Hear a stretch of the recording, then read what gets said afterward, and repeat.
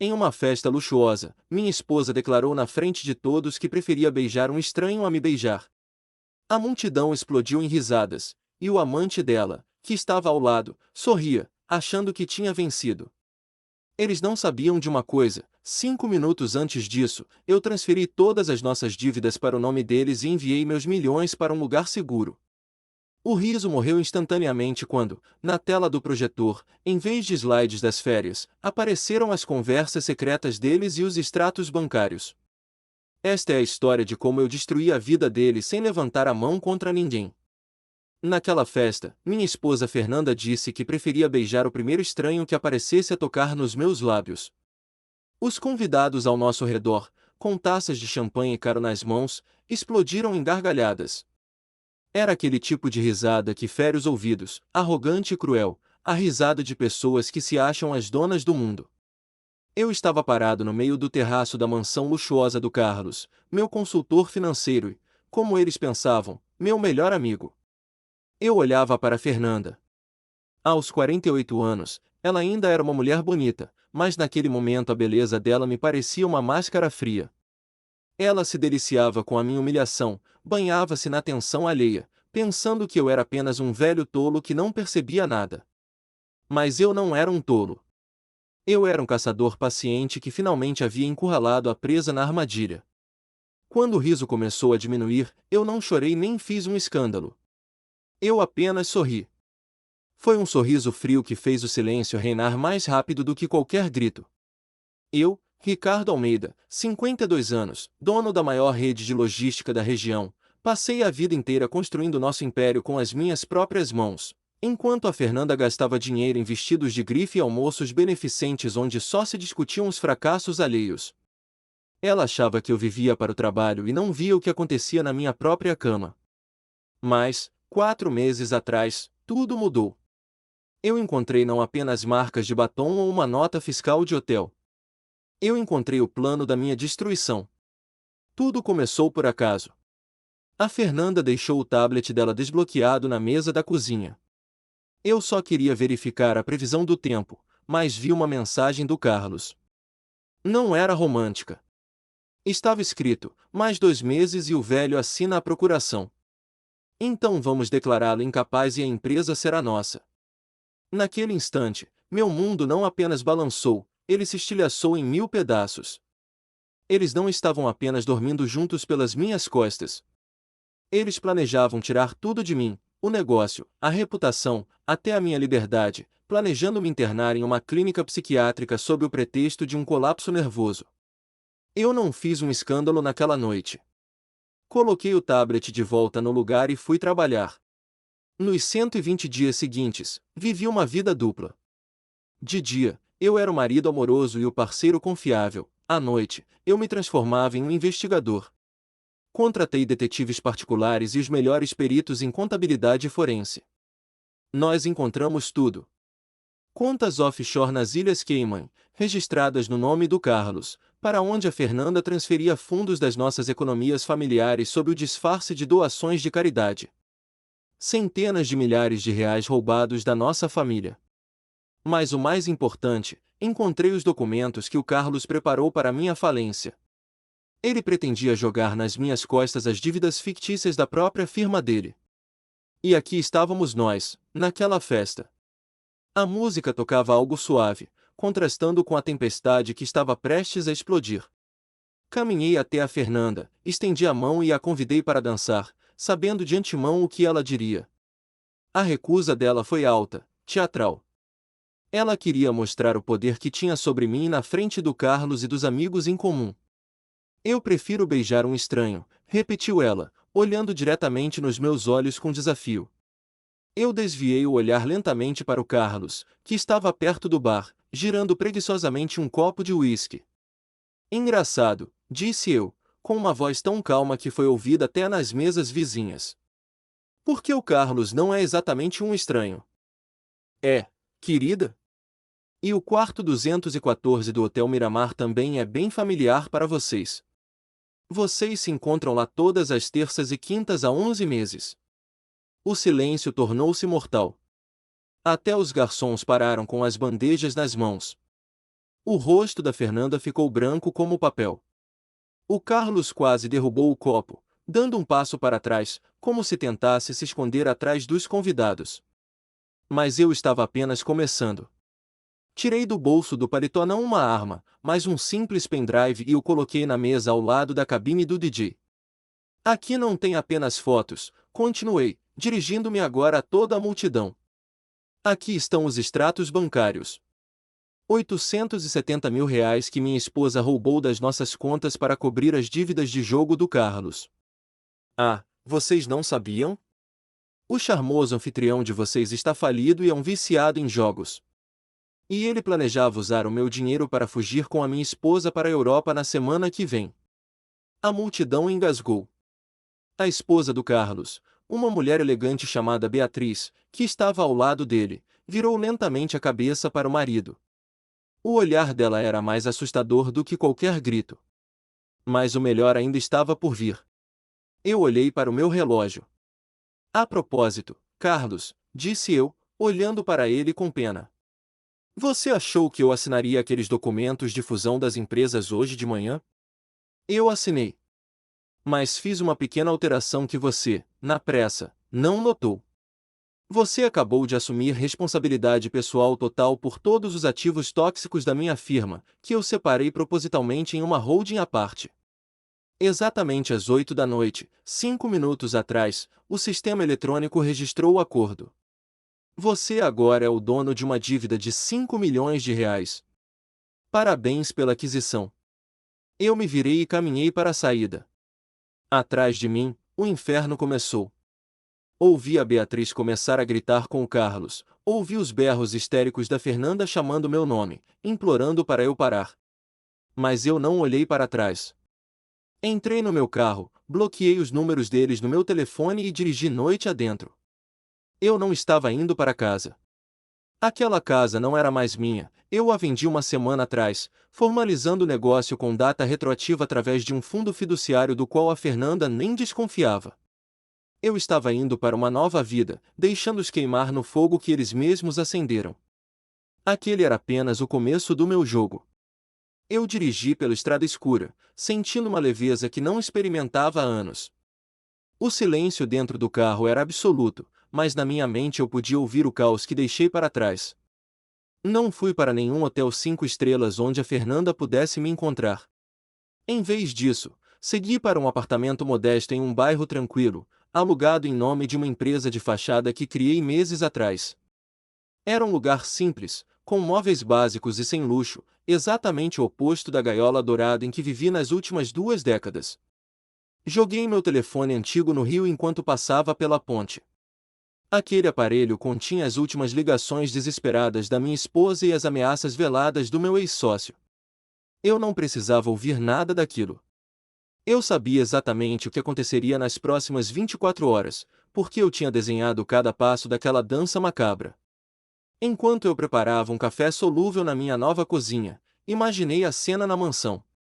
A Fernanda, humilhada e em pânico, provavelmente tentou correr atrás de mim, mas foi barrada pela própria vergonha e pelos olhares acusadores da elite local.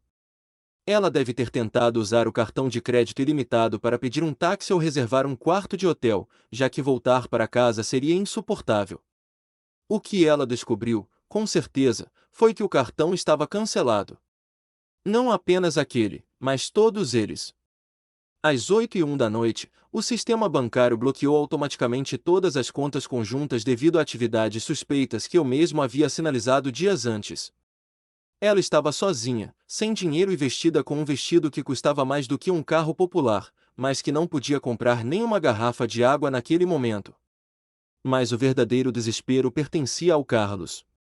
Eu sabia que ele não perderia tempo tentando consolar a minha esposa.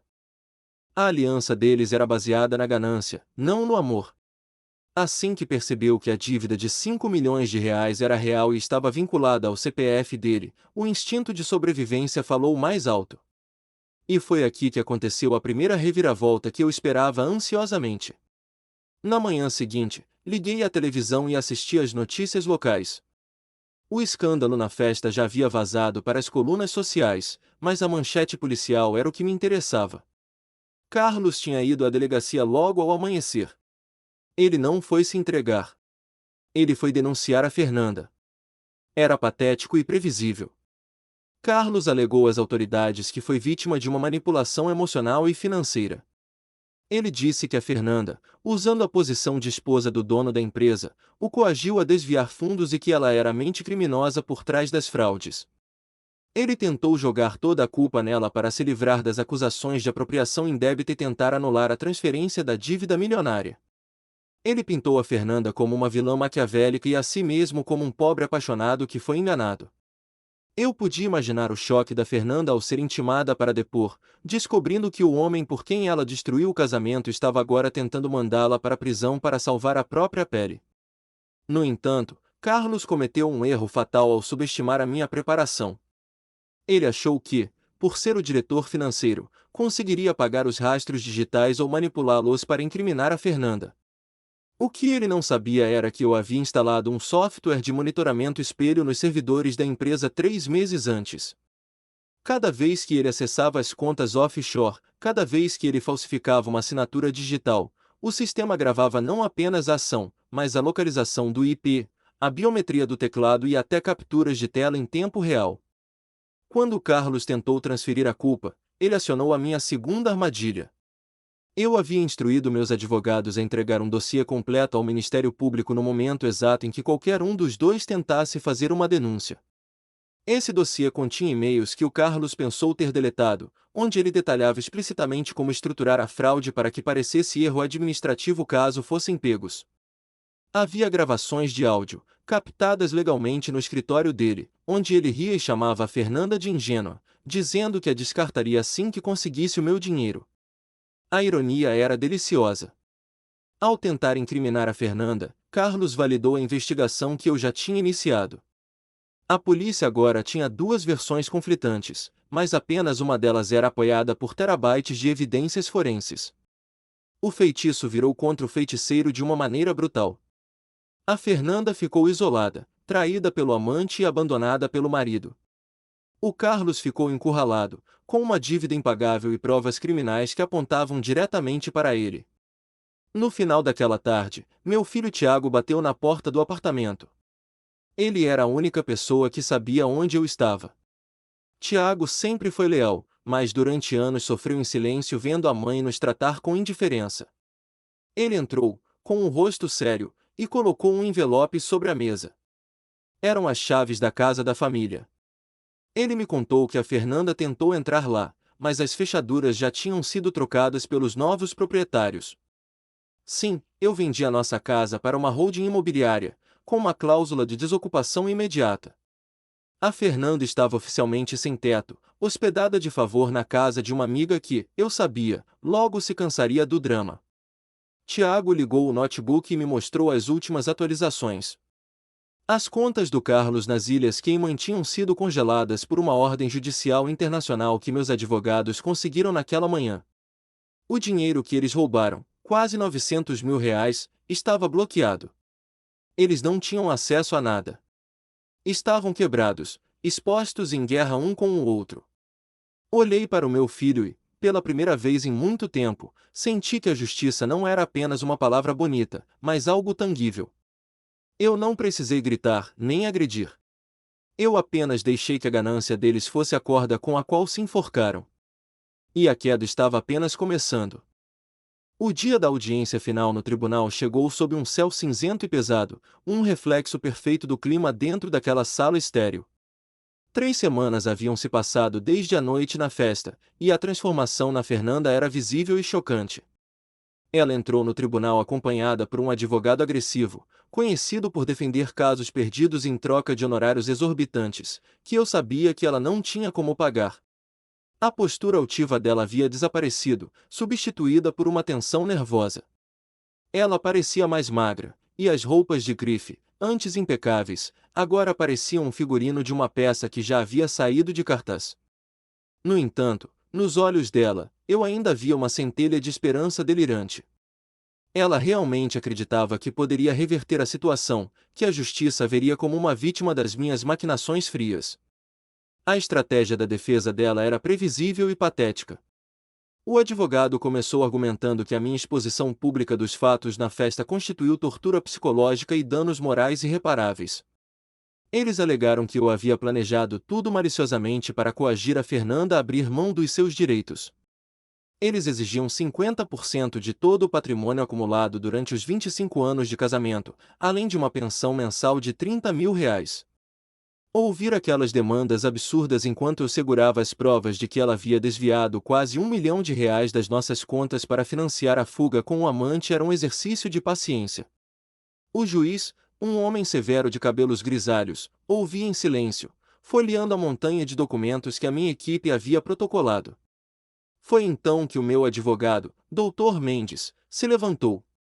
Ele não precisou elevar a voz ou fazer teatro. Ele apenas apresentou a cláusula 64 do nosso acordo pré-nupcial, um documento que a Fernanda assinou décadas atrás sem ler, preocupada apenas com o tamanho do diamante no anel de noivado. A cláusula era clara: qualquer ato de infidelidade comprovada, somado a crimes financeiros contra o patrimônio conjugal, resultava na perda total de direitos a bens e pensões. E nós tínhamos as provas. Os extratos das contas nas Ilhas Cayman, as transferências bancárias autorizadas pelo token digital dela e as reservas de passagens aéreas em nome dela e do Carlos. A sala ficou em silêncio absoluto enquanto o juiz analisava as evidências irrefutáveis da fraude.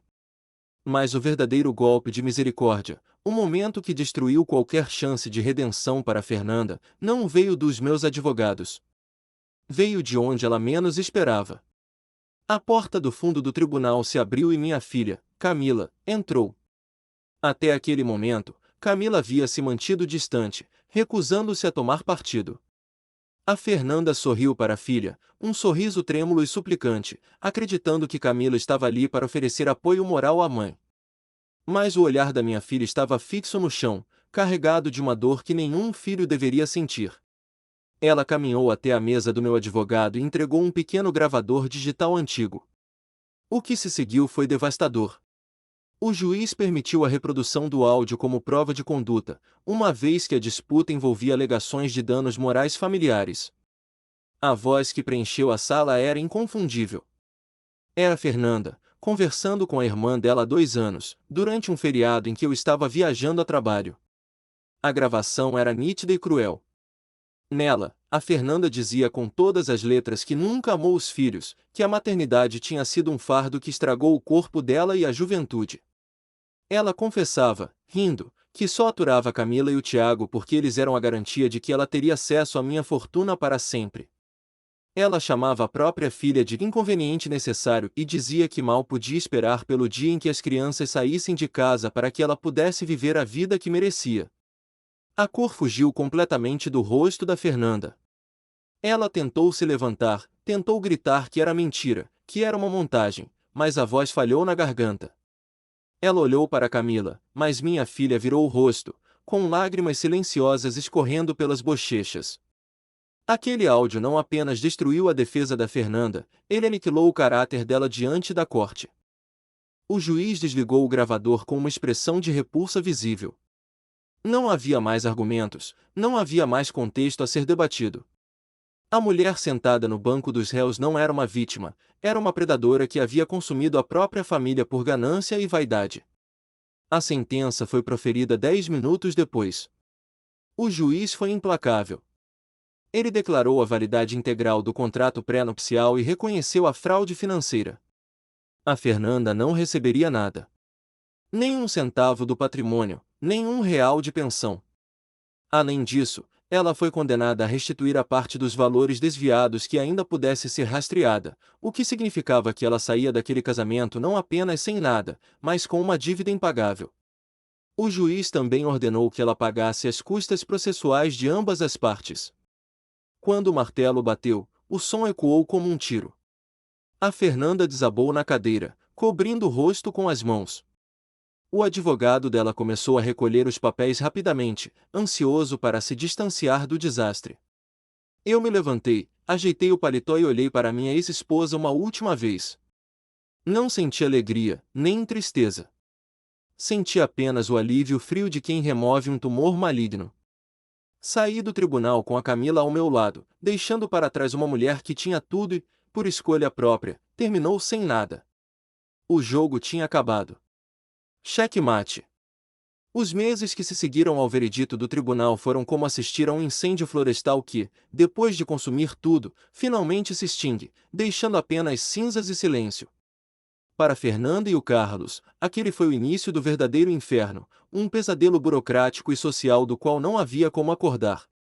A elite da cidade, aquele círculo exclusivo que a Fernanda tanto idolatrava e pelo qual sacrificou a própria família, virou as costas para ela com uma rapidez brutal. No dia seguinte à sentença, o clube de campo onde ela passava as tardes jogando tênis enviou uma carta formal cancelando o título de sócia, citando violações de conduta moral. As amigas, aquelas mesmas mulheres que riam das piadas dela na festa, bloquearam o número dela e fingiam não vê-la se a cruzassem na rua. A queda social foi vertiginosa. Sem dinheiro para manter o apartamento de luxo e com o nome sujo na praça, a Fernanda foi obrigada a se mudar para uma kitnet úmida em um bairro afastado, a 40 quilômetros do centro, onde o glamour era apenas uma palavra em revistas velhas. A situação do Carlos foi ainda mais catastrófica, pois a justiça criminal não é tão branda quanto a civil. As provas que meus peritos coletaram, detalhando as fraudes fiscais e a tentativa de estelionato contra a minha empresa, foram encaminhadas para a Polícia Federal. 2 semanas após o divórcio, assisti pela televisão, com uma xícara de café na mão, enquanto Carlos era conduzido para fora do escritório dele algemado. Ele perdeu a licença para atuar como consultor financeiro, teve todos os bens apreendidos para ressarcir os investidores que ele enganou e agora aguardava o julgamento em uma cela superlotada. A ironia suprema era que ele tentou usar o dinheiro roubado da minha família para pagar a fiança, mas como aquelas contas estavam congeladas, ele teve que recorrer a um defensor público. A arrogância dele evaporou, deixando para trás apenas um homem quebrado e amedrontado, enfrentando uma pena que poderia chegar a 15 anos de reclusão. Enquanto o mundo deles desmoronava, o meu começava a se reconstruir sobre alicerces muito mais sólidos. Eu não voltei para minha antiga vida corporativa. Vendi o restante das minhas ações na antiga empresa e usei o capital para fundar uma nova startup de logística sustentável, desta vez em parceria igualitária com o meu filho, Tiago. Ver o Tiago florescer nos negócios, livre da sombra tóxica da mãe e do medo de falhar, foi a maior recompensa que eu poderia ter. Nós trabalhávamos juntos, lado a lado, em um escritório open space, sem segredos, sem jogos de poder e, principalmente, sem mentiras. A nossa relação, que antes era formal e distante, transformou-se em uma amizade genuína, baseada no respeito mútuo e na transparência. A Camila também encontrou a própria paz. Depois de entregar aquela gravação no tribunal, ela tirou um peso enorme dos ombros. Ela começou a fazer terapia e se mudou para perto de nós. Aos domingos, nós três nos reuníamos para almoçar, e pela primeira vez em décadas, as risadas à mesa eram verdadeiras.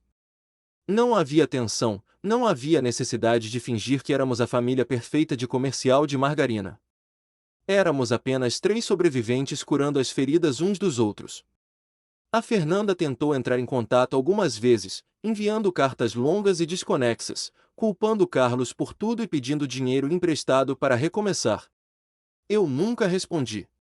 As cartas iam direto para o triturador de papel, sem serem abertas. Eu não sentia ódio, nem desejo de vingança adicional. Eles já estavam vivendo no inferno que construíram com as próprias mãos. O que mais me surpreendeu foi a sensação de liberdade. Eu passei 25 anos carregando o peso de manter as aparências, de sustentar um estilo de vida que não me trazia felicidade, apenas para agradar uma mulher que me desprezava. Agora, morando em uma casa menor, dirigindo um carro menos vistoso e trabalhando com propósito, eu me sentia mais rico do que nunca. A vingança não foi apenas tirar tudo deles, foi recuperar a mim mesmo. Eu tinha minha dignidade, meus filhos e um futuro limpo pela frente. Enquanto a Fernanda e o Carlos se afundavam cada vez mais na lama das próprias escolhas, trocando acusações públicas e processos judiciais um contra o outro, eu simplesmente virei a página. A terra deles estava queimada, mas no meu jardim, a grama começava a crescer verde e forte novamente. 5 anos se passaram desde aquele dia cinzento e decisivo no tribunal, e o tempo, atuando como um escultor paciente e meticuloso, transformou completamente a paisagem da minha existência. Hoje, ao acordar, a primeira coisa que vejo não é o teto alto e impessoal da minha antiga mansão, mas a luz suave do sol filtrada pelas cortinas de linho de uma casa que, embora menor, transborda um calor humano que eu jamais conheci na minha vida anterior. Ao meu lado, respira tranquilamente Helena, uma professora universitária de literatura que conheci em uma livraria antiga 2 anos após o divórcio. Ela não sabe o saldo da minha conta bancária e nunca perguntou sobre o valor dos meus investimentos, ela se importa apenas se eu dormi bem ou se estou feliz. Nós dividimos as contas da casa, os sonhos para o futuro e aquele silêncio confortável e seguro de quem não tem absolutamente nada a esconder um do outro. A minha vida profissional também renasceu das cinzas. A empresa de logística sustentável que fundei com o meu filho, Tiago, deixou de ser apenas uma aposta arriscada para se tornar uma referência nacional em ética corporativa e inovação. Ver o Tiago liderar reuniões com confiança e integridade, livre da sombra tóxica da mãe e do medo constante de falhar, é a maior recompensa que um pai poderia desejar. E a Camila, minha filha, que um dia teve o coração partido pela rejeição materna, agora segura nos braços o meu primeiro neto, um menino chamado Lucas, que tem o sorriso fácil e os olhos curiosos de quem é amado incondicionalmente. Os almoços de domingo, que antes eram cerimônias tensas e silenciosas, agora são barulhentos, cheios de risadas, comida espalhada pela mesa e uma sensação palpável de união verdadeira. No entanto, o destino, com seu senso de ironia peculiar e implacável, reservou um último capítulo para fechar este ciclo definitivamente. Aconteceu na semana passada, em uma tarde chuvosa e melancólica de terça-feira.